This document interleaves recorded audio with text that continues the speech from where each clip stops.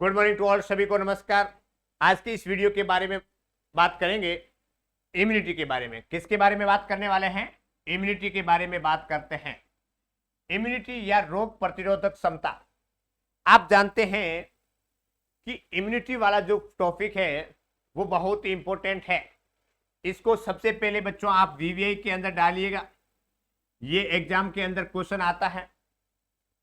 One way line, जिसको मैं बोलूं कि मल्टीपल चॉइस क्वेश्चन, इसके अंदर भी एग्जाम के अंदर कई क्वेश्चन एग्जाम के अंदर देखने को मिलता है। इसकी बेसिक जानकारी के बारे में आज पढ़ेंगे। इम्यूनिटी क्या है, इम्यूनिटी कितने प्रकार की होती है, किस किस टाइप से इम्यूनिटी प्रोवाइड होती है, किस प्रकार से इम्यूनिटी उत्पादन होती है, सभी प्रकार की बातें आज की इस वीडियो के अंदर पढ़ेंगे। साथ ही साथ में इनके क्लासिफिकेशन के अंदर से एक ट्रिक के द्वारा समझेंगे कि इस प्रकार से एग्जाम के अंदर जो क्वेश्चन आते हैं उसको गलत न करें, तो उसके लिए किस प्रकार की बातें को ध्यान में रखना है उसके बारे में भी बात करेंगे। देखो बच्चों, इम्यूनिटी के बारे में बात करें, थोड़ी सी बात करें। आप जानते हैं कि एक नॉर्मल भाषा में बात करें कि आप जानते हैं कि अपने शरीर के अंदर क्या होती है?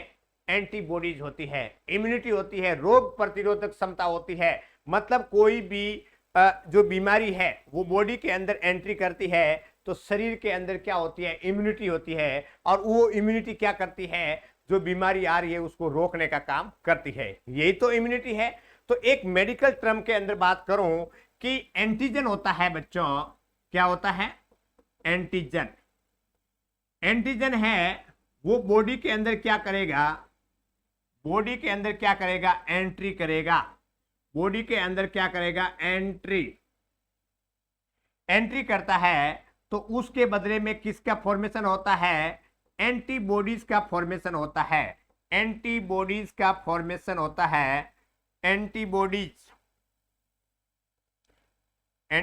का फॉर्मेशन होता है। और यही एंटीबॉडीज क्या होती है? इम्यूनोग्लोबिन होती है। इम्यूनोग्लोबुलिन होता है। और यही इम्यूनोग्लोबिन क्या होती है? इम्यूनिटी होती है। इम्यूनिटी प्रोवाइड करवाती है। एक सीधी सी भाषा में बात करें कि कोई भी माइक्रो ऑर्गेनिज्म यानी कोई भी एंटीजन है या माइक्रो ऑर्गेनिज्म है, सूक्ष्म जीव है, वो बॉडी के अंदर क्या करता है? एंट्री करता है। जब बॉडी के अंदर कोई भी माइक्रो ऑर्गेनिज्म एंट्री करेगा तो बॉडी के अंदर क्या है? एंटीबॉडीज का निर्माण होगा। शरीर के अंदर किसका निर्माण होगा? एंटीबॉडीज का निर्माण होगा। और ये एंटीबॉडीज क्या कहलाती है? इम्यूनोग्लोबिन कहलाती है। और ये इम्यूनोग्लोबिन को अपन कैसे लिखते हैं? IG से लिखते हैं। इम्यूनोग्लोबिन होता है। और इम्यूनोग्लोबिन क्या करता है? जो एंटीजन आया है उसको क्या करेगा? डिस्ट्रॉय करने का काम करता है। और जिससे क्या है कि अपन क्या है? स्वस्थ रहते हैं, सुरक्षित रहते हैं। आने वाला एंटीजन, आने वाले माइक्रो ऑर्गेनिज्म, आने वाले सूक्ष्म जीव को नष्ट करने का काम करना और अपन स्वस्थ रहते हैं, क्या कहलाता है? इम्यूनिटी कहलाता है। अंडरस्टैंड? इतनी बातें आपको बच्चों समझ में आई। अब बात करते हैं, यहां पे दो टर्मिनोलॉजी ध्यान रखना है। एंटीजन मतलब माइक्रो ऑर्गेनिज्म, कोई भी ऐसा सूक्ष्म जीव बॉडी के अंदर एंट्री करता है उसको एंटीजन कहते हैं। जब बॉडी के अंदर कोई भी एंटीजन एंट्री करता है तो शरीर के अंदर क्या उत्पन्न होता है? एंटीबॉडीज उत्पन्न होती है। शरीर के अंदर से किसका डेवलपमेंट होता है? एंटीबॉडीज का डेवलपमेंट होता है। और ये एंटीबॉडीज क्या करेगी? इस एंटीजन को क्या करेगी? आने वाले सूक्ष्म जीव को क्या करेगी? नष्ट कर देगी। और शरीर है वो बीमारी से ग्रसित नहीं होगा। क्या कहलाता है? इम्यूनिटी कहलाता है। अंडरस्टैंड? अब देखिएगा, immunity is defined as the capacity of the body to resistant the pathogenic agent, है ना। इम्यूनिटी को इस प्रकार से आइडेंटिफाई किया जा सकता है, a capacity of the body to resist the pathogenic agent. जिस वर्ड के अंदर बच्चों पैथो है उसका मतलब है डिजीज, उसका मतलब होता है डिजीज। पैथोजेनिक एजेंट, रोग फैलाने वाले कारक। उस रोग फैलाने वाले कारक को क्या है? रेसिस्ट करना, रोकना। है ना, बॉडी के अंदर जो जा रहा है, बॉडी के अंदर कोई भी पैथोजेनिक एजेंट जा रहा है उसको रोकना, रेसिस्ट करना, है ना, वो कैपेसिटी होती है, क्या कहलाता है, इम्यूनिटी कहलाता है। अंडरस्टैंड। तो इस प्रकार से मैं कहूं कि कोई भी बॉडी के अंदर पैथोजेनिक एजेंट जाए और उसको रोक दे, उसको नष्ट कर दे और क्या रहे, अपन स्वस्थ रहे, क्या कहेंगे, इम्यूनिटी कहेंगे।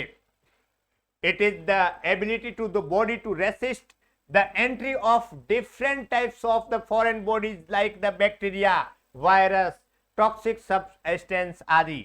कोई भी हो, जैसे मैं कहूं ये बैक्टीरिया है, वायरस है, टॉक्सिक सब्सटेंस है, उसकी जगह मैं एक ही वर्ड यूज करूं कि कोई भी माइक्रो ऑर्गेनिज्म, सूक्ष्म जीव, कोई भी माइक्रो ऑर्गेनिज्म या सूक्ष्म जीव बॉडी के अंदर एंट्री करेगा उसको रोकने का काम करते हैं।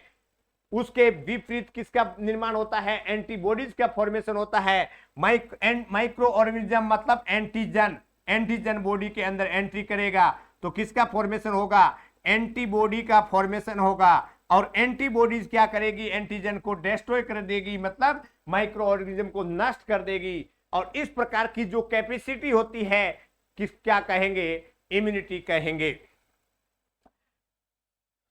अब बात करते हैं इम्यूनिटी के बारे में। इम्यूनिटी दो प्रकार की होती है, एक होती है इनेट इम्यूनिटी और एक होती है एक्वायर्ड इम्यूनिटी। अंडरस्टैंड। तो इस प्रकार से बच्चों आपने अभी तक इम्यूनिटी के बारे में एक बेसिक जानकारी प्राप्त की। अब देखिएगा हिंदी के अंदर में भी बात कर लेते हैं इम्यूनिटी के बारे में। इम्यूनिटी या रोग प्रतिरोधकता वह क्षमता है जो व्यक्ति की विभिन्न कम्युनिकेबल डिजीज से सुरक्षा प्रदान करती है। अब जानते हैं कम्युनिकेबल डिजीज वह डिजीज जो एक पर्सन से दूसरे पर्सन तक फैलने का काम करती है, एक पर्सन से दूसरे पर्सन के अंदर बॉडी के अंदर फैलती है।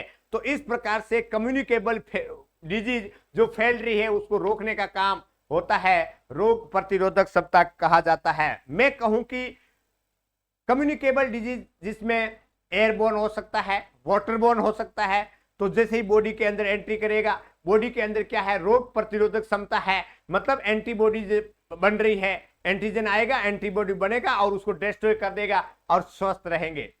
इस प्रकार से बात करें शरीर का शेष उत्पन्न करने वाली कारक जैसे डिजीज प्रोड्यूसिंग एजेंट अर्थात एंटीजन को पहचानने।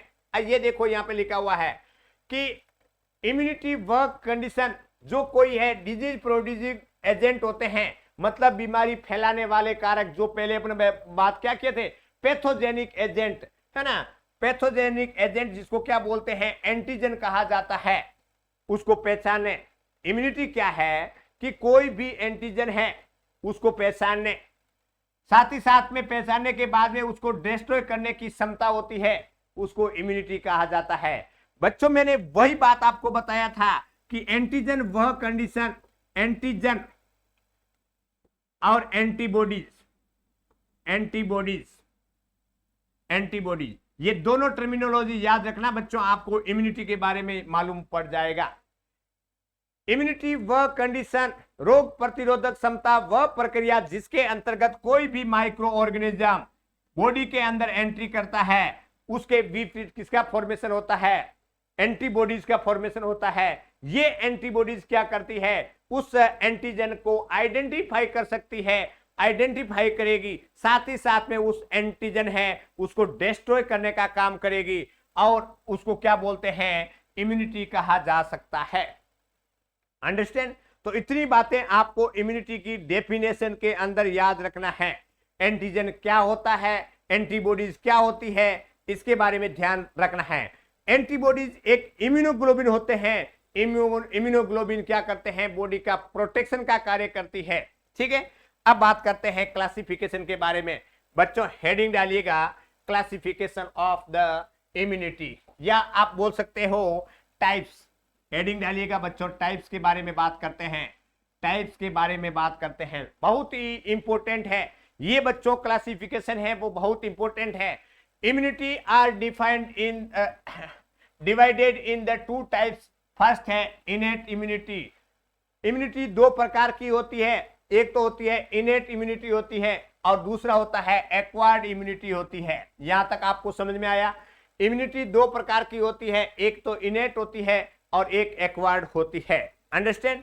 अब इनेट के अंदर भी बच्चों, इनेट इम्यूनिटी के अंदर भी इंडिविजुअल, रेशियल और स्पेसीज, ये तीन प्रकार के इसके सब टाइप्स होते हैं। उसके बारे में भी एक एक के बारे में बात करेंगे। Immunity are divided in the two type, first is the innate immunity और second is the acquired immunity. इस प्रकार से एक्वायर्ड इम्यूनिटी होती है वो अगेन दो भागों के अंदर डिवाइड किया गया है।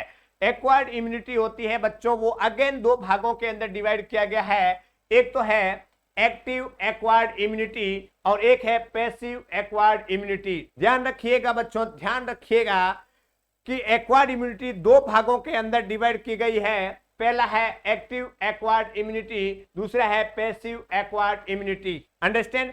अब बात करते हैं, एक्टिव भी आगे दो भागों में डिवाइड हो गई है, नेचुरल एक्टिव एक्वायर्ड इम्यूनिटी, दूसरा है आर्टिफिशियल एक्टिव एक्वायर्ड इम्यूनिटी। ठीक है, तो उसके बाद में पैसिव भी इम्यूनिटी होती है, वो भी दो भागों में डिवाइड की गई है, जिसके अंदर natural passive acquired immunity, artificial passive acquired immunity. ठीक है, तो इस प्रकार से मैं कहूं बच्चों, ध्यान रखिएगा, इस प्रकार से ध्यान रखिएगा, ये आपके हिंदी में है। ठीक है, तो इस प्रकार से इम्यूनिटी के बारे में बात करें तो इम्यूनिटी का क्लासिफिकेशन या टाइप्स के बारे में बात करते हैं, जिसके अंतर्गत इम्यूनिटी दो प्रकार की होती है। इम्यूनिटी दो प्रकार की होती है, एक होता है इनेट इम्यूनिटी और दूसरा होता है एक्वायर्ड इम्यूनिटी। इनेट इम्यूनिटी जो one generation to another generation, एक पीढ़ी से दूसरे पीढ़ी के अंदर आने वाली इम्यूनिटी होती है, इनेट इम्यूनिटी कहा जाता है। दूसरी बात करते हैं एक्वायर्ड इम्यूनिटी, जिसके अंदर दो भागों में बांटा गया है, एक तो एक्वायर्ड एक्टिव होती है और एक एक्वायर्ड पैसिव होती है। अब बात करते हैं, एक्टिव के अंदर भी दो भागों में बांटा गया है, एक तो है नेचुरल एक्टिव और एक है आर्टिफिशियल एक्टिव। उसके बाद में पैसिव इम्यूनिटी को भी दो भागों में बांटा गया है, नेचुरल पैसिव और आर्टिफिशियल पैसिव। इस प्रकार से मैं कहूं कि इम्यूनिटी का क्लासिफिकेशन बच्चों ये बहुत ही इंपॉर्टेंट है। इस क्लासिफिकेशन को आपको अच्छी तरीके से याद करना है। बच्चों में आपको एक ट्रिक के द्वारा भी बताऊंगा कि इम्यूनिटी को किस प्रकार से याद किया जा सकता है। पहले अपने ट्रिक को देख लेते हैं और उसके बाद में दूसरी बातें करते हैं। देखिएगा,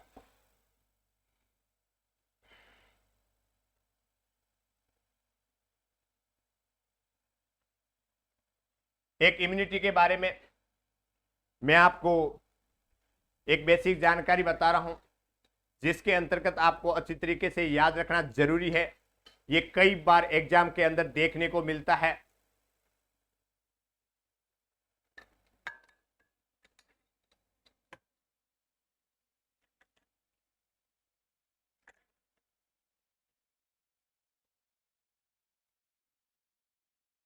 इस डायग्राम को बनाना न भूलें, और इसमें से बहुत सारे क्वेश्चन एग्जाम के अंदर आते हैं। आपको देखो बच्चों, इम्यूनिटी के बारे में ऐसे लिखना है, इम्यूनिटी। इम्यूनिटी दो प्रकार की होती है, अभी जस्ट अपन पढ़े थे। एक तो होता है innate immunity, innate immunity, innate immunity, immunity. अब इनेट इम्यूनिटी और दूसरा है acquired immunity, acquired immunity, acquired immunity. ये दो प्रकार की इम्यूनिटी होती है, आप बच्चों जानते हैं। अब बात करते हैं इनेट इम्यूनिटी की कहानी को पहले खत्म कर देते हैं। इम्यूनिटी दो प्रकार की होती है, इनेट इम्यूनिटी और एक्वायर्ड इम्यूनिटी। दूसरी बात करते हैं, इनेट इम्यूनिटी जन्मजात होती है, इनबॉर्न कैपेसिटी होती है। ये ट्रांसफर कैसे होती है बच्चों, ये ट्रांसफर कैसे होती है उसके बारे में भी बात करते हैं। One generation to another, one generation to another generation, एक पीढ़ी से दूसरी पीढ़ी के अंदर फैलने वाली इम्यूनिटी होती है। इसके अंदर बात करें बच्चों कि जिनके माता पिता के अंदर स्ट्रांग इम्यूनिटी है, उनकी होने वाली संतान के अंदर भी इम्यूनिटी स्ट्रांग होगी। जिनके माता पिता के अंदर इम्यूनिटी पावर कम है, बच्चों के अंदर इम्यूनिटी पावर कम होगी, बच्चे ज्यादा बीमार पड़ेंगे। इस प्रकार से इनेट इम्यूनिटी वह इम्यूनिटी जो एक पीढ़ी से दूसरी पीढ़ी के अंदर ट्रांसफर होती है, ये न्यूबॉर्न के अंदर जो उनके पेरेंट्स से न्यूबॉर्न के अंदर ट्रांसफर होती है। इस प्रकार से ये बच्चा बड़ा होगा, ये पेरेंट्स बनेगा और उसके उनके होने वाली संतान के अंदर इम्यूनिटी ट्रांसफर होगी जो इनको पहले मिली है।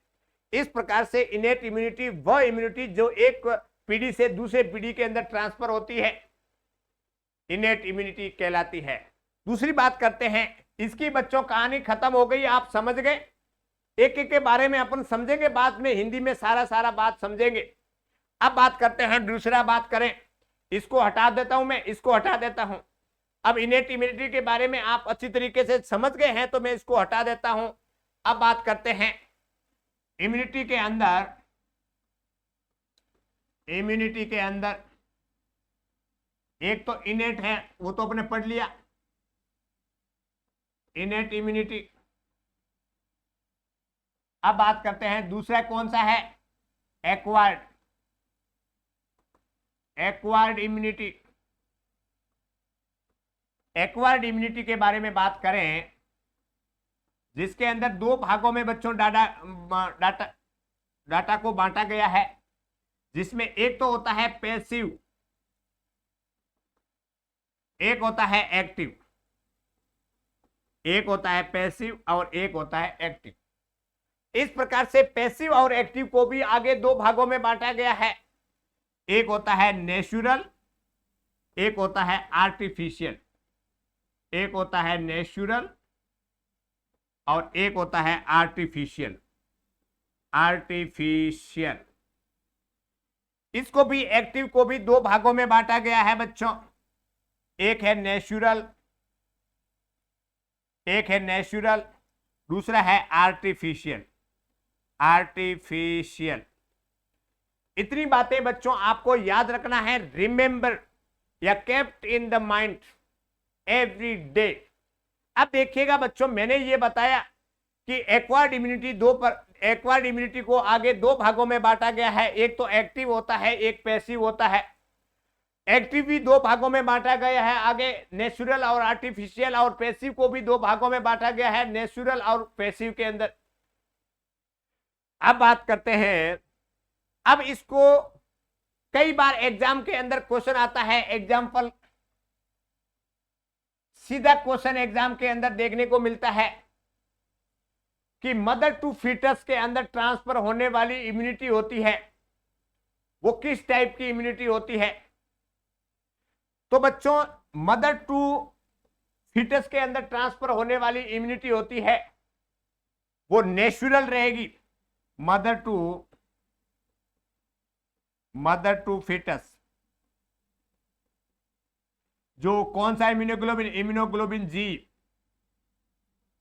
वाया प्लेसेंटा ये ट्रांसफर होती है। अब बात करते हैं एक्वायर्ड इम्यूनिटी, जिसमें पैसिव इम्यूनिटी के बारे में बात करें। एक्टिव का मतलब डायरेक्ट, पैसिव का मतलब घूमते हुए, ऐसा समझना। अब एक्वायर्ड इम्यूनिटी के पैसिव के बारे में बात करें तो सबसे पहले पैसिव को भी दो भागों में बांटा गया है, एक तो नेचुरल होता है, एक होता है आर्टिफिशियल। नेचुरल प्राकृतिक होता है, आर्टिफिशियल जो क्या है, आर्टिफिशियल होते हैं, कृत्रिम होते हैं।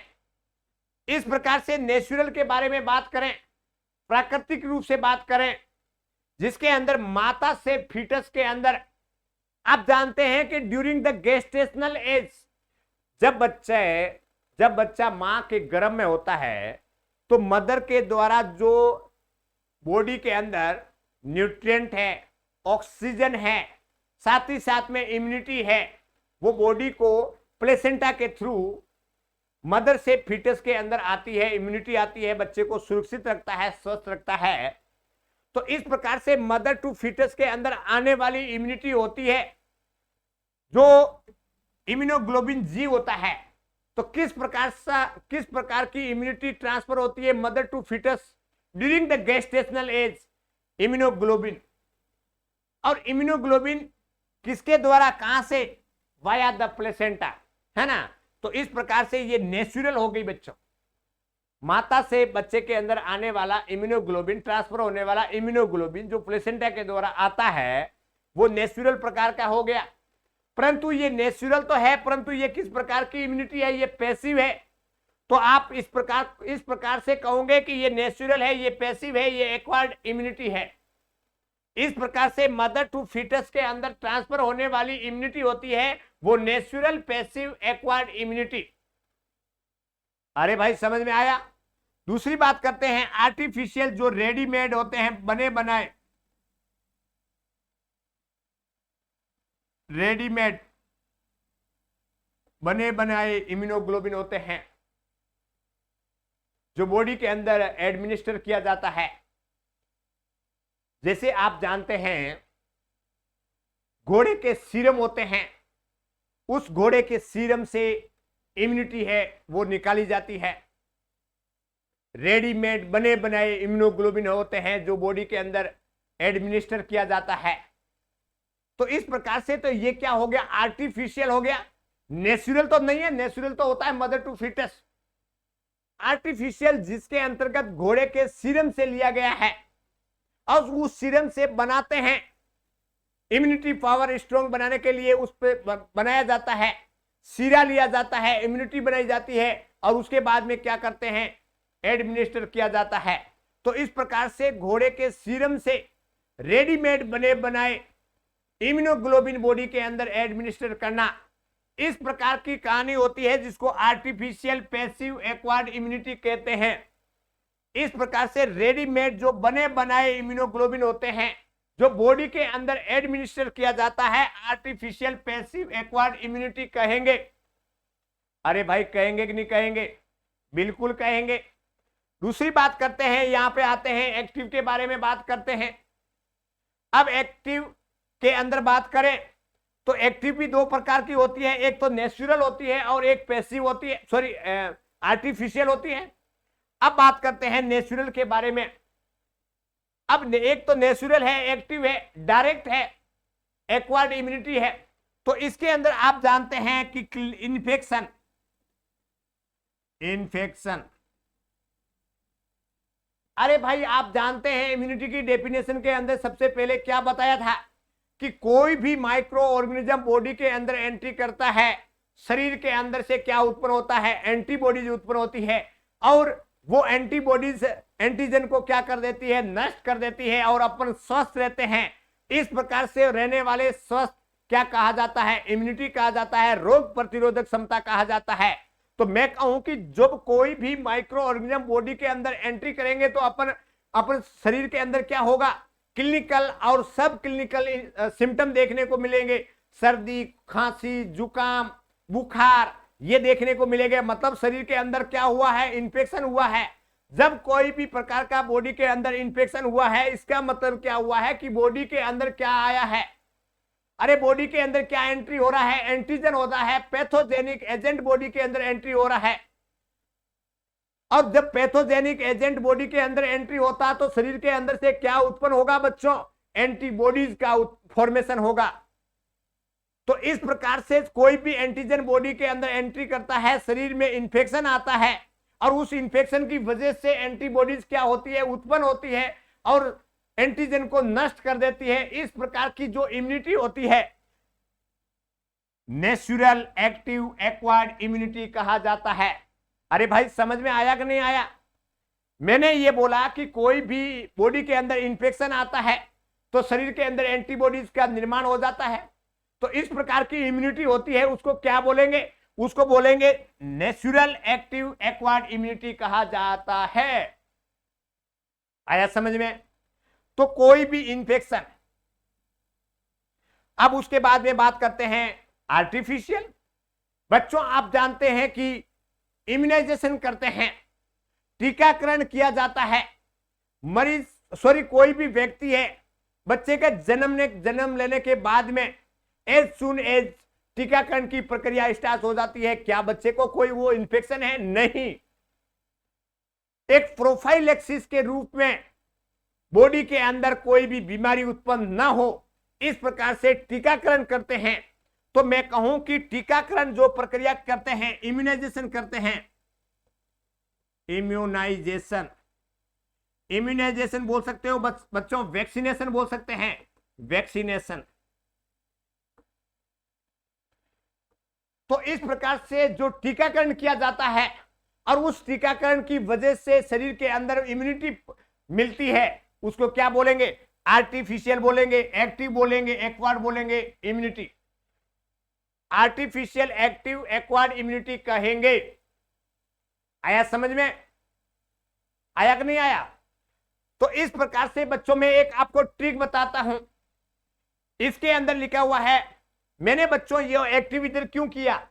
क्योंकि देखिएगा ये एक्वायर्ड है, उधर इनेट है, इसलिए एक्वायर्ड में ये ए इधर आ गया। एक्टिव है, ये ए इधर आ गया।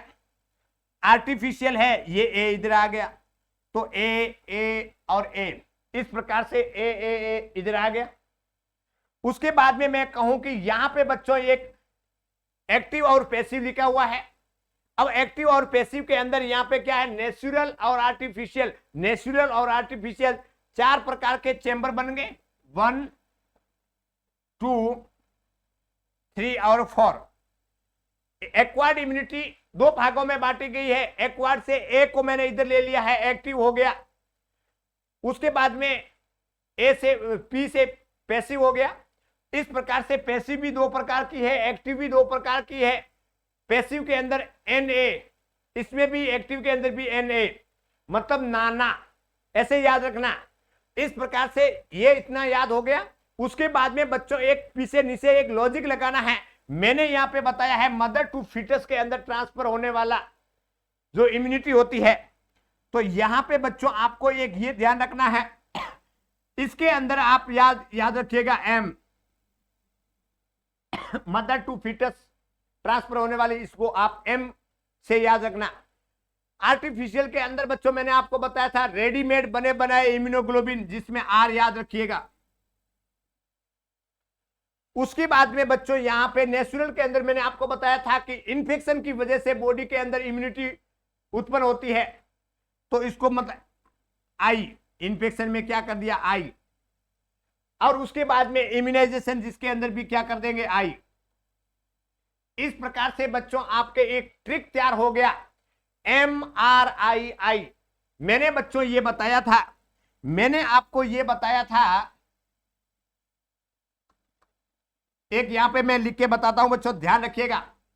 जिसमें एक्वायर्ड इम्यूनिटी है, एक्वायर्ड इम्यूनिटी है 2 प्रकार की होती है। एक तो ए से मैंने इधर ले लिया एक्टिव और इधर ले लिया पैसिव। पैसिव भी 2 प्रकार की है, नाना, ये क्या बना दिया? नाना बना दिया। इन दोनों को नाना बना दिया।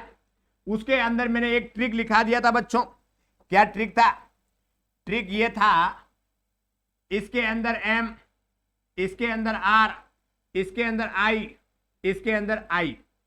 मैं कहूं कि मदर टू फीटस के अंदर ट्रांसफर होने वाली इम्यूनिटी होती है नेचुरल, पैसिव, एक्वायर्ड इम्यूनिटी, है ना? किसका बात है? इम्यूनिटी की बात हो रही है। मदर टू फीटस, जो मदर से फीटस के अंदर ट्रांसफर होने वाली इम्यूनिटी होती है नेचुरल, पैसिव, एक्वायर्ड इम्यूनिटी। दूसरी बात करते हैं रेडीमेड, यहां पे क्या है? आर है। रेडीमेड जो बने बनाए इम्यूनोग्लोबिन बॉडी के अंदर एडमिनिस्टर कर रहे हैं, घोड़े के सीरम से लिए जाते हैं, जिसके अंदर natural artificial, passive, acquired immunity कहेंगे। उसके बाद में यहां पे इंफेक्शन की वजह से बॉडी के अंदर इम्यूनिटी उत्पन्न होती है, नेचुरल, एक्टिव, एक्वायर्ड इम्यूनिटी कहेंगे। उसके बाद में इम्यूनाइजेशन, इम्यूनाइजेशन के अंदर क्या है? वैक्सीनेशन या इम्यूनाइजेशन। इस प्रकार की इम्यूनिटी को क्या बोलेंगे? जो वैक्सीनेशन करते हैं उसको बोलेंगे acquired, active, artificial, active, acquired immunity. Artificial, active, acquired immunity, understand? तो इस प्रकार से बच्चों MRII नाना PA है ना, MRII नाना PA ऐसे याद रखना। मैंने बच्चों ए से ए इस प्रकार से रखने का तरीका था कि एग्जाम के अंदर आपका क्या ना हो, उकड़ सुकड़ ना हो, एग्जाम के अंदर आपका उकड़ सुकड़ ना हो, इसलिए मैंने इस प्रकार से यहां पे साइड में किए हैं। आई हैव होप कि आपको ये ट्रिक अच्छा लगा होगा, साथ ही साथ में आपको ये समझ में भी आ गया होगा। इसके अंदर से बच्चों में कहूं कि बहुत इंपॉर्टेंट है, कई बार एग्जाम के अंदर क्वेश्चन भी आया हुआ है कि इम्यूनाइजेशन करते हैं वो किस प्रकार की इम्यूनिटी होती है, तो आपको यही बोलोगे कि ये किस इम्यूनाइजेशन करते हैं, वो एक क्या है, आर्टिफिशियल है, वो एक्टिव है, एक्वायर्ड इम्यूनिटी है, आर्टिफिशियल एक्टिव एक्वायर्ड इम्यूनिटी कहेंगे। क्वेश्चन ये आएगा कि बॉडी के अंदर कोई भी इंफेक्शन होता है और बॉडी के अंदर से ऑटोमेटिक एंटीबॉडीज का फॉर्मेशन होता है, उस इंफेक्शन को नष्ट कर देता है, इस प्रकार की इम्यूनिटी को क्या कहेंगे, तो आप कहोगे नेचुरल एक्टिव एक्वायर्ड इम्यूनिटी कहेंगे। मैं कहूं कि मदर टू फीटस के अंदर ट्रांसफर हो रही है, इस प्रकार की इम्यूनिटी को क्या कहेंगे, मदर टू फीटस है, नेचुरल पैसिव एक्वायर्ड इम्यूनिटी कहेंगे। अरे बच्चों ये चार्ट है, वो टेबल है, आपको समझ में आया। अब नेक्स्ट बात करते हैं एक एक के बारे में। हरिओम हरिओम। अब देखिएगा, सबसे पहले बात करते हैं, अब मैं ज्यादा टाइम नहीं लूंगा क्योंकि मैंने आपको इसके बारे में बताया हुआ भी है, इसके अंदर मैं ज्यादा टाइम नहीं लूंगा। हेडिंग डालिएगा,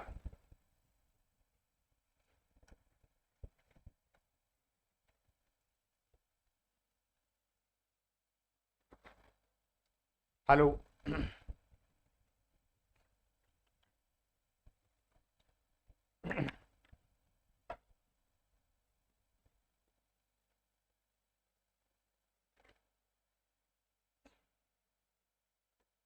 बत्तीस मिनट हुआ है, अच्छा 15 मिनट और होगा, उसके बाद में खत्म हो जाएगा। सबसे पहले हेडिंग डालिएगा इनेट इम्यूनिटी। मैंने आपको क्या बताया था इनेट इम्यूनिटी के अंदर, इनेट इम्यूनिटी के अंदर बताया था कि वह इम्यूनिटी जो एक जनरेशन से दूसरे जनरेशन के अंदर ट्रांसफर होती है। बस आपको बच्चों इतना ही याद रखना है, इनेट इम्यूनिटी के अंदर ये एक आधारभूत रोग प्रतिरोधक क्षमता होती है जो वंशानुगत होती है, अनुवांशिक होती है बच्चों, हेरिडिटी होती है, अनुवांशिक होती है। ये प्रतिरोधकता एक पीढ़ी से दूसरी पीढ़ी में संचरित होती है, यही तो इनेट इम्यूनिटी होती है, एक पीढ़ी से दूसरी पीढ़ी के अंदर ट्रांसफर होने वाली इम्यूनिटी, जिसके अंदर उसका सब क्लासिफिकेशन एक तो होती है नॉन स्पेसिफिक इनेट इम्यूनिटी और एक होती है specific innate immunity. Innate immunity को दो भागों में बांटा गया है, एक तो सामान्य जन्मजात रोग प्रतिरोधक क्षमता और दूसरा है विशिष्ट जन्मजात रोग प्रतिरोधक क्षमता। ये दो भागों में बांटा गया है। सामान्य जन्मजात रोग प्रतिरोधक क्षमता के अंदर अपन को क्या समझना है, जब ये रोग प्रतिरोधकता व्यक्ति की किसी एक विशिष्ट संक्रामक बीमारी से ही नहीं अपितु सभी प्रकार के संक्रमण से सुरक्षा करती है, तो इस प्रकार की रोग प्रतिरोधकता को सामान्य जन्मजात रोग प्रतिरोधक क्षमता कहा जाता है। सामान्य जन्मजात रोग प्रतिरोधक क्षमता वह क्षमता जिसके अंतर्गत कई ऐसी स्पेसिफिक होती है, स्पेसिफिक इम्यूनिटी होती है, जो जैसे मिजल्स है, मम्स है, रूबेला है, इस प्रकार की बीमारियों को नष्ट करता है। कोई स्पेशल डिजीज होती है उसको नष्ट करने का काम करती है। इस प्रकार से वन जनरेशन से दूसरे जनरेशन के अंदर आती है, उसको तो स्पेसिफिक कहेंगे। परंतु नॉन स्पेसिफिक प्रतिरोधक क्षमता वह क्षमता जो एक पीढ़ी से दूसरे पीढ़ी में आती है, कोई एक स्पेसिफिक डिजीज है उसको डिस्ट्रॉय करने का, उसको नष्ट करने का काम नहीं करती है। सभी प्रकार के होने वाले कोई भी एंटीजन है, इंफेक्शन है, बॉडी के अंदर आएगा उसको नष्ट करेगा। तो इस प्रकार से सभी प्रकार के इंफेक्शन को नष्ट करने के लिए जो एक जनरेशन से दूसरे जनरेशन के अंदर आने वाली इम्यूनिटी होती है उसको बोलते हैं नॉन स्पेसिफिक इनेट इम्यूनिटी के नाम से जाना जाता है। दूसरी बात करते हैं, इसके दूसरा पार्ट के बारे में बात करते हैं, विशिष्ट जन्मजात रोग प्रतिरोधकता। जब आनुवंशिकता द्वारा प्राप्त ये रोग प्रतिरोधकता व्यक्ति का किसी विशेष संक्रामक डिजीज से ही बचाव करती है, तो इसे विशिष्ट जन्मजात रोग प्रतिरोधकता कहा जाता है। जन्मजात रोग प्रतिरोधकता को निम्न 3 भागों में बांटा गया है। बच्चों इसके अंदर मैं कहूं कि स्पेसिफिक होती है, एक विशिष्ट इम्यूनिटी है जो वन जनरेशन से दूसरे जनरेशन के अंदर आते हैं। बच्चों आपने देखा होगा कि स्पेसीज कोई जातियां हैं। स्पेसीज का मतलब क्या है? जातियां। निग्रो जाति के लोग आपने देखा होगा, जो काले लोग होते हैं, घुंघराले बाल वाले होते हैं, उनकी एक अलग क्वालिटी होती है। उनके अंदर कई इस प्रकार की इम्यूनिटी स्ट्रांग होती है जिनको कभी बीमारी नहीं होती है। तो कई ऐसी स्पेसीज होती है। दूसरी बात करते हैं प्रजातियां, रेशियल। कई ऐसी प्रजाति होती है, कई ऐसे इंडिविजुअल व्यक्ति होते हैं, व्यक्तिगत पर्सन होते हैं, उनकी एक विशिष्ट प्रकार की इम्यूनिटी होती है। तो स्पेसिफिक इम्यूनिटी वह इम्यूनिटी, स्पेसिफिक इनेट इम्यूनिटी वह इम्यूनिटी जो एक स्पेशियल जो स्पेसीज होती है, रेशियल होती है या इंडिविजुअल होती है, उसके अंदर उत्पन्न होती है। जैसे मैं कहूं स्पीसीज के बारे में बात करते हैं, एक वर्ग के सभी सदस्यों में कुछ विशेष बीमारियों के विरुद्ध पाई जाने वाली जन्मजात रोग प्रतिरोधकता वर्गीय रोग प्रतिरोधक क्षमता कहा जाता है। उदाहरण के तौर पे खसरा, पोलियो, कुष्ठ रोग आदि बीमारियों में केवल मनुष्य में पाई जाती है, अतः अन्य वर्गों में इसके विरुद्ध जन्मजात रोग प्रतिरोधक क्षमता पाई जाती है। अब कई ऐसी जातियां होती है जिसमें स्पेशली उनके अंदर रोग प्रतिरोधक क्षमता पाई जाती है, जैसे खसरा है, पोलियो है, लेप्रोसी है, उसके विपरीत। दूसरी बात करते हैं प्रजाति के बारे में बात करते हैं। एक ही वर्ग की कुछ प्रजातियां में कुछ बीमारियों के विरुद्ध पाई जाने वाली रोग प्रतिरोधक क्षमता, जैसे निग्रो प्रजाति के लोगों में येलो फीवर और मलेरिया होने की संभावना अन्य प्रजाति की तुलना में कम होता है। निग्रो जाति के लोग होते हैं, साउथ अफ्रीका के अंदर जो निग्रो लोग होते हैं, उन लोगों के अंदर ये एक क्या है, जाति है, प्रजाति है, और उनके अंदर क्या होता है, येलो फीवर वाली बीमारी और मलेरिया वाला बीमारी है। उनके प्रति इम्यूनिटी ज्यादा होती है दूसरी जातियों के तुलना में। ठीक है, तो इस प्रकार से क्या है, निग्रो लोग है उनके अंदर इम्यूनिटी एक अलग से आ गई, एक स्पेसिफिक आ गई। अंडरस्टैंड। दूसरी बात करते हैं इंडिविजुअल व्यक्ति के अंदर। बच्चों आपने देखा होगा व्यक्ति विशिष्ट में कुछ रोगों के विरुद्ध पाई जाने वाली जन्मजात रोग प्रतिरोधकता व्यक्तिगत रोग प्रतिरोधकता कहलाती है। कोई इंडिविजुअल होता है, कोई व्यक्तिगत पर्सन होता है, आप जानते हैं कि एक पर्सन है जो स्ट्रांग होता है, उसके अंदर इम्यूनिटी पावर स्ट्रांग होती है। तो इस प्रकार से मैं कहूं कि इनेट इम्यूनिटी एक जनरेशन से दूसरे जनरेशन के अंदर फैलने वाली इम्यूनिटी होती है। दूसरी बात करते हैं, इनेट इम्यूनिटी दो प्रकार की होती है। एक तो होता है नॉन स्पेसिफिक होती है, जिसमें सभी प्रकार की बीमारियों को नष्ट करने लड़ने की क्षमता होती है। स्पेसिफिक इनेट इम्यूनिटी जिसके अंतर्गत कुछ स्पेशल जैसे जातियां हैं, प्रजातियां हैं, इंडिविजुअल के अंदर पाई जाती है। इस प्रकार से बच्चों ये आपको याद रखना है। नेक्स्ट बात करते हैं एक्वायर्ड इम्यूनिटी के बारे में। इस प्रकार की रोग प्रतिरोधकता व्यक्ति में उनके जीवन के दौरान आर्टिफिशियल या प्राकृतिक तरीके से उत्पन्न होती है। बच्चों मैंने आपको बताया था एक्वायर्ड इम्यूनिटी उपार्जित इम्यूनिटी होती है। अपने जीवन काल के अंदर दो प्रकार की होती है, एक तो आर्टिफिशियल रूप से प्राप्त होती है, एक नेचुरल रूप से प्राप्त होती है। ये भी आगे जाकर के दो भागों के अंदर बटा गया था। कौन किसमें? नाना के अंदर, नेचुरल आर्टिफिशियल के अंदर। अब सबसे पहले एक्टिव इम्यूनिटी, सबसे पहले एक्टिव के बारे में बात करते हैं, पैसिव वाला नहीं। मैंने बच्चों आपको इस साइड में लिखाया था, उसके बारे में बात करते हैं। इस प्रकार की रोग प्रतिरोधक क्षमता के उत्पादन में व्यक्ति का इम्यून सिस्टम सक्रिय रूप से भाग लेता है। इस प्रकार की रोग प्रतिरोधक क्षमता एंटीजेनिक स्टिमुलेशन के परिणाम स्वरूप उत्पन्न होती है। बच्चों आप जानते हैं एक्वायर्ड एक्टिव इम्यूनिटी होती है। एक्टिव इम्यूनिटी होती है बच्चों जिसके अंतर्गत शरीर के बॉडी का एक्टिव पार्ट होता है, इम्यून सिस्टम होता है, वो रेस्पॉन्सिबल होता है। जब बॉडी के अंदर कोई भी इंफेक्शन बॉडी के अंदर एंट्री होता है, उस कंडीशन में क्या होता है, अलर्ट होता है।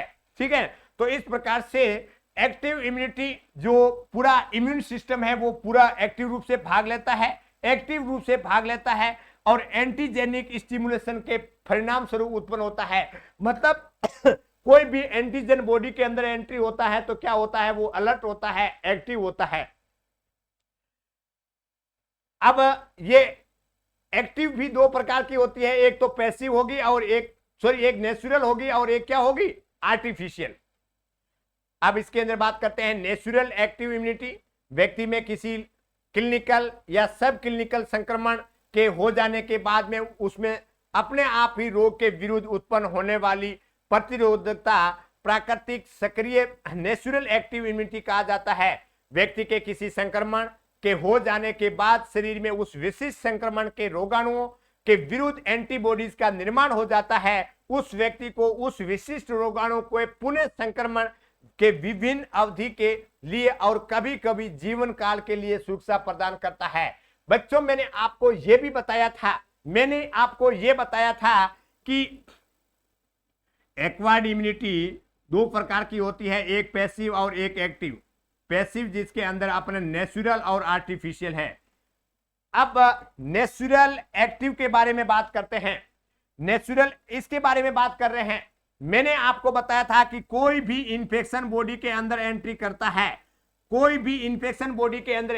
है, तो एंटीबॉडीज का निर्माण होता है।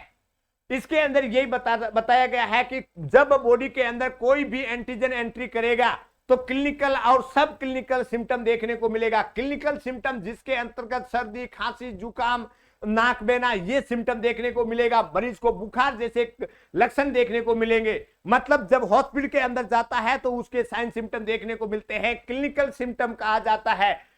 सब क्लिनिकल सिम्टम जिसके अंतर्गत क्लिनिकल सिम्टम बच्चों नहीं देखने को मिलता है, सब क्लिनिकल सिम्टम जिस वर्ड के अंदर सब आता है उसका मतलब है नीचे। क्लिनिकल का मतलब होता है लक्षण, और लक्षण क्या हो गए, दब गए हैं, मतलब दिखाई नहीं देते हैं। तो इस प्रकार से मैं कहूं कि कोई भी एंटीजन बॉडी के अंदर एंट्री करेगा और उसके दौरान जो लक्षण देखने को मिले या नहीं मिले और उसके विपरीत क्या है, एंटीबॉडीज का निर्माण होता है। इस प्रकार से इंफेक्शन की वजह से होने वाला जो मिलने वाली इम्यूनिटी होती है उसको नेचुरल एक्टिव एक्वायर्ड इम्यूनिटी कहा जाता है। वे तो मैंने आपको पहले ही बता दिया, ये कहानी इसके अंदर है।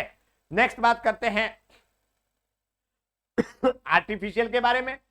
टीकाकरण द्वारा कृत्रिम तरीके से उत्पन्न रोग प्रतिरोधकता कृत्रिम सक्रिय रोग प्रतिरोधकता कहलाती है। टीकाकरण के द्वारा रोग के कारक जैसे बैक्टीरिया, वायरस आदि इसमें विषैले पदार्थ होते हैं को शरीर में प्रविष्ट कराया जाता है, जो कि विशिष्ट प्रकार की एंटीबॉडीज के निर्माण को उद्दीपित कर शरीर के उस विशिष्ट एंटीजन के प्रभाव से सुरक्षा करते हैं। उदाहरण के तौर पे बीसीजी के लिए, बाद में टीबी के लिए, डीपीटी के लिए, बाद में गलघोटू, काली खांसी, परटूसिस, टिटस आदि के लिए। मैंने आपको बताया था कि इम्यूनाइजेशन टीकाकरण करना ये किस प्रकार से है, ये आर्टिफिशियल है, ये एक्टिव है, ये एक्वायर्ड है। ठीक है, ये तो मैंने आपको बताया हुआ है। उसी के साथ साथ में पैसिव के बारे में बात करते हैं। तो पैसिव भी दो प्रकार की है, एक तो नेचुरल है। इसमें क्या लिखा हुआ है, इस प्रकार की रोग प्रतिरोधकता शरीर में रेडीमेड एंटीबॉडीज के शरीर में प्रवेश करवाने से फलस्वरूप उत्पन्न होते हैं। इनके द्वारा उत्पादन में व्यक्ति का इम्यून सिस्टम सक्रिय रूप से भाग नहीं लेता है। इसके अंदर क्या होता है, एक पैसिव रूप से कार्य होता है। घोड़े का सीरम एंटीबॉडीज लिया जाता है, एंट्री करवाया जाता है। इम्यूनोग्लोबिन जिसके मदर टू फीटस के द्वारा इस प्रकार से ट्रांसफर किया जाता है। एक्टिव रूप से नहीं होता है, पैसिव रूप से होता है ना। अब देखिएगा नेचुरल पैसिव इम्यूनिटी जिसके अंतर्गत क्या है, प्लेसेंटा से होते हुए गर्भवती माता से उसके गर्भ शिशु में स्थानांतरित होने वाली एंटीबॉडी द्वारा रोग उत्पन्न प्रतिरोधकता प्राकृतिक प्रकार की रोग प्रतिरोधकता कहा जाता है।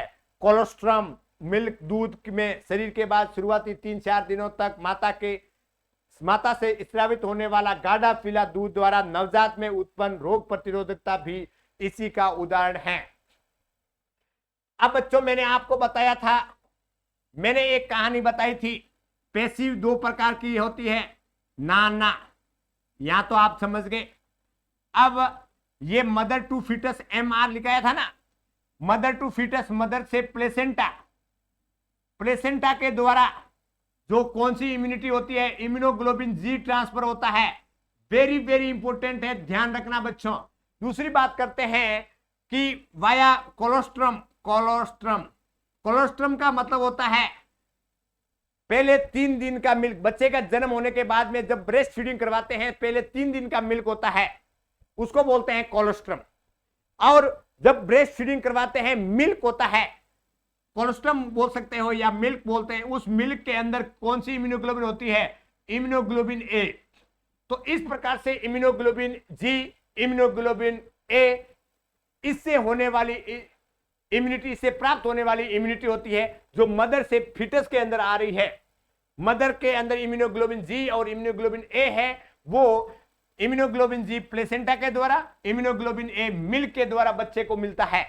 इस प्रकार की इम्यूनिटी होती है, वो होती है नेचुरल पैसिव एक्वायर्ड इम्यूनिटी होती है। समझ में आया? दूसरा, रेडीमेड होते हैं, घोड़े से सीरम से बनाए गए इम्यूनोग्लोबिन होते हैं, बॉडी के अंदर एंट्री करवाते हैं, उसको बोलते हैं आर्टिफिशियल पैसिव एक्वायर्ड इम्यूनिटी। ये तो मैंने आपको डायग्राम से बच्चों पहले ही बताया दिया है। उसके बाद में बात करते हैं आर्टिफिशियल, व्यक्ति के एंटीबॉडी टॉक्सिक सीरम या इम्यूनोग्लोबिन आदि का इंजेक्शन लगाने के बाद में जन्मजात होता है, उसको कृत्रिम सक्रिय रोग प्रतिरोधकता कहा जाता है। हेलो, हाँ,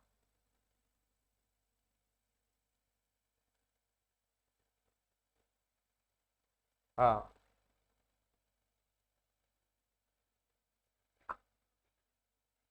अच्छा, रुक, मैं तो आपसे बात करता हूँ, मेरा थोड़ा क्लास चल रहा है, 2 मिनट बाद में करता हूँ कॉल आपसे। अब टिटनेस से बचाव हेतु एंटी टिटनेस सीरम का इंजेक्शन लगाया जाता है।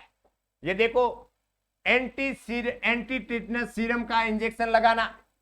दूसरा बात करता है डिप्थीरिया से बचाव हेतु, डिप्थीरिया से बचाव हेतु डिप्थीरिया एंटीटॉक्सिन का इंजेक्शन लगाना। प्रतिरक्षित व्यक्ति से इम्यूनोग्लोबिन के इंजेक्शन द्वारा उत्पन्न रोग प्रतिरोधकता, खसरा, हेपेटाइटिस ए आदि से बचाव। इस प्रकार से इम्यूनोग्लोबिन का उपयोग किया जाता है। रेडीमेड बने बनाए इम्यूनोग्लोबिन बॉडी के अंदर एडमिनिस्टर किया जाता है, आर्टिफिशियल पैसिव एक्वायर्ड इम्यूनिटी कहा जाता है। इस प्रकार से बच्चों आपने इस टेबल के द्वारा भी समझे। मैंने हिंदी और इंग्लिश दोनों के अंदर पीडीएफ यहाँ पे डाले हुए हैं, उसको भी आप देख सकते हैं। ये भी कहानी सेम ही है जो मैंने आपको बताया है। आई हैव होप कि आपको आज इम्यूनिटी के बारे में एक बेसिक जानकारी प्राप्त हुआ होगा। इम्यूनिटी क्या है, एंटीजन क्या है, एंटीबॉडीज क्या है, इम्यूनोग्लोबिन क्या है, उसका क्लासिफिकेशन क्या है, टाइप क्या है, किस क्लासिफिकेशन के अंदर क्या आता है, क्या ट्रिक है, उसके बारे में बात किए। इस प्रकार से आपको अच्छे से वीडियो, यदि आपको जरूरत है, आपको पढ़ना है, आप पेड क्लास ज्वाइन कर सकते हैं और सिस्टमेटिक तरीके से पढ़ सकते हैं। आज के इस वीडियो के लिए इतना ही, धन्यवाद।